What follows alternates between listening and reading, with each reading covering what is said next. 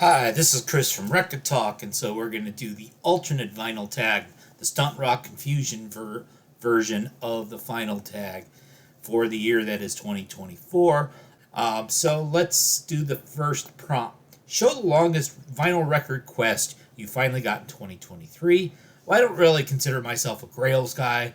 I'm more of an opportunistic hunter-gatherer type of record collector, record hunter. I mean, I like to go to the antique malls and the thrift shops. And when you're in an antique store and you're flipping through their records and the employee comes up and they ask you, what records are you looking for? I never really have an answer for them because they're expecting me to say, oh, I'm looking for an Elvis Presley record or I'm looking for Beatles records or something like that. Where usually the answer is, I'm looking for interesting records that are cheap, or I'm looking for valuable rockabilly or garage rock records that you don't realize should not be selling for $1. But of course, that's not how you answer that question. But somebody who I had been looking for on vinyl for quite a while was I wanted the debut album by Suzi Quatro. Now, of course, I could have just gone to Discogs and bought it from somebody and they'd media mail it to me. And I really only want her first album. And so I finally did find it in a record store. So there's Suzi Quatro's debut album. Has most of the songs that I would want to hear from her.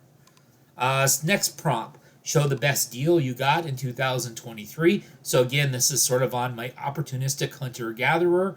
So I found a bin of records. They were all selling for $1. A bunch of them were sealed.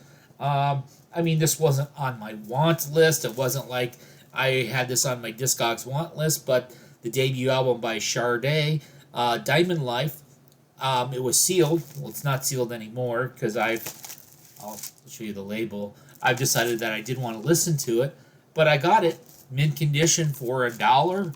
And that's certainly a bargain, and it's a beautiful sounding record. Number 3, show a record from a brand new band artist you got in 2023 or the closest to it. Now, this isn't going to be as underground as Stunty might be hoping for some of us to show, but I'm going to show the Blonde Shell album. So you can see hype sticker, as confirmed by the hype sticker. This is the debut LP by Blonde Shell, which came out in 2023. I looked on Discogs. There were some entries for 2022, but there was literally just MP3 files of stuff that ended up on this album. Young singer-songwriter. Her name is Sabrina Teitelbaum. And the hipster record lists tend to have this on their list. Show a record people would be surprised you got in 2023. But the record that I did get that you probably wouldn't be expecting. Now, if you watch my channel, you know I'm pretty all over the place with my tastes. But this is probably something that's too proggy. At least Pete Pardo from Sea of Tranquility will say this is proggy. I know the British people would say this is not prog. It's too classic rocky. It's too 70s mainstream for me. This is the album by Kansas. Their album Mask from 1975. Well-worn cover. Doesn't have Carry On My Wayward Son or Dust in the Wind on it. And again, opportunistic hunter-gatherer. This is something I picked up for $1, so I gave it a shot. Show a record you got in 2023 thanks to the VC. Well, this is Mexican psych rock, Los Mundos from, I believe they're from Monterrey. This is an album that they released. I think this was released in 2021, although I didn't get it till 2023. I became aware of this band because of Jose Moreno Ran talking about this group. And so the album is called La Fortaleza del Sonido, and it's going to be the first but not last record that I'm going to show that's on pretty yellow vinyl.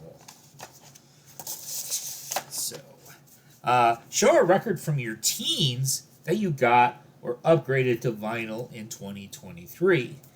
And so, October 1982, Oh No, It's Devo was released. I had turned 13 just a couple months earlier, And the year I was 13 years old, I was in 8th grade. A sitcom that was on TV about teens was called Square Pegs. It only lasted for a single season. It's most noted for being the start of the career of Sarah Jessica Parker. But one of the episodes of Square Pegs featured Devo because one of the characters was having her bat mitzvah. Now, they were high school students, so she was having her bat mitzvah a few years too late, but hey, TV doesn't care. So Devo was hired to play at her bat mitzvah, and so the song That's Good, which is on this album, appeared on the episode of that TV show. Show a favorite cover sleeve you got in 2023. So this one I left in the plastic sleeve so that it wouldn't come apart, but this is by Dom at Seeking a Thread. So the group that he's involved with, Material Objects, Passing Through. So of course you've got the great pun because this guy is passing through this stone wall. I think this would be a cool picture even if the album wasn't called Passing Through. And it's a great album as well. I think it's sold out, so maybe hopefully he'll have the problem for independent artists, the good problem to have, is there enough demand to repress my album as opposed to being stuck with them? Number 8, show a band you wish didn't release an album in 2023.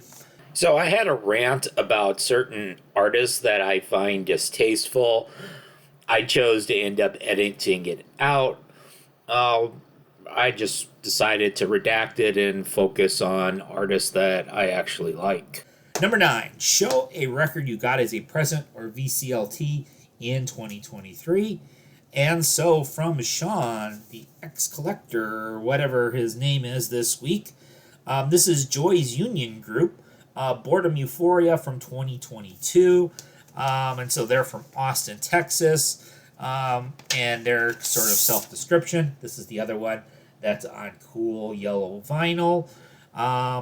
The self-description was blurring the lines between new age jazz and new weird America-esque psych. And it's a very cool, modern, jazzy but not totally jazzy sounding record. I'd listened to it once or twice and filed it away. And then when I was putting this back together for the tag, I listened to it a couple more times, and I'm glad that I pulled it back out. Number 10. Oops, I have some stuff falling over. Number 10. Name a VC channel that showed a record in 2023 that you're jealous of. Well, the channel that does this on a regular basis is Steve Carlson. So Steve Carlson always seems to have all of the great 90s records, whether they're 90s OGs or stuff that's come out on reissue. I mean, I have some of it, but he has way more of it than I do. And then he'll show you like the OG Zamrocks that like 4 people on Earth have and all of that sort of stuff. So yeah, Steve Carlson. Number 11, show a record you bought because of a credit or connection that's not the main artist. And so we're going to talk about the Salt Collection Life. So what's this about, since I think most people haven't heard of it?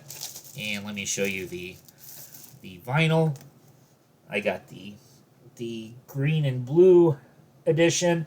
So those 3 gentlemen on the label are the band Salt, which is like a French power pop group. Stefan Schnuck, I think, is the main guy, the guitarist, the songwriter of the group. And he's friends with like the guys in the DBs. And so they kind of formed together this super group, and they got a bunch of guests for this record. And so you got people like Matthew Sweet and Richard Lloyd and Peter Holsapple. But regular viewers of mine will probably recognize that I was attracted by the fact that Julian Hatfield sang on a couple of the songs. In fact, the first 2 songs. Asylum, she does a duet with Matthew Cause. He has the main vocals. She harmonizes with him. Matthew Cause from Not a Surf.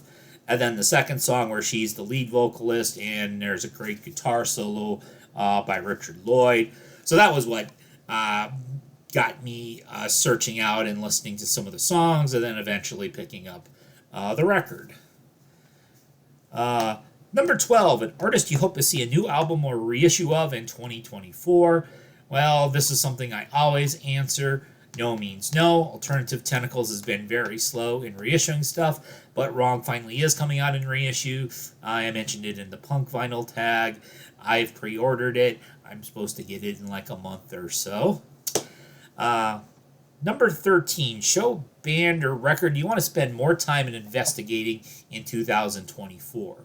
Well, I can go one better. How about a new format to investigate? And so just earlier today, I went to a couple antique shops, and one of the places had they had 4 of those Edison wax cylinders. And so I was looking at them. I was going, wouldn't it be cool to like just buy one of these, and I could have it with my collection if that was ever a tag question. Show the weirdest format you have. I could pull out an Edison wax cylinder, but then of course I didn't buy it because I realized I have no way of playing it, and it would just be spending $10 on something that I could dust off. And when I die, somebody would be, what is this, and why does he have this? But then I was in another antique store an hour or so later, and guess what they were selling? They were selling an antique wax cylinder player. It seemed pretty expensive. I have no idea if the wax cylinder player works or if it's just decorative. I have no idea if those wax cylinders would play. And to be honest, I'm not really going to investigate that. So what I'm probably going to investigate instead was one of my final purchases from 2023 were the reissues of the band Hum from Champaign, Illinois, most noted for their 1995 album You Prefer an Astronaut and their song Stars. If you know one song, you know that. I'm showing their reunion album from 2020 called Inlet. But then unfortunately, a year afterward, the drummer of the band, Brian St. Pierre, passed away. But I just got these probably like 4 days ago or so. This one I've literally only given one spin to so far. So yeah, I should get more into those, obviously. So there you go.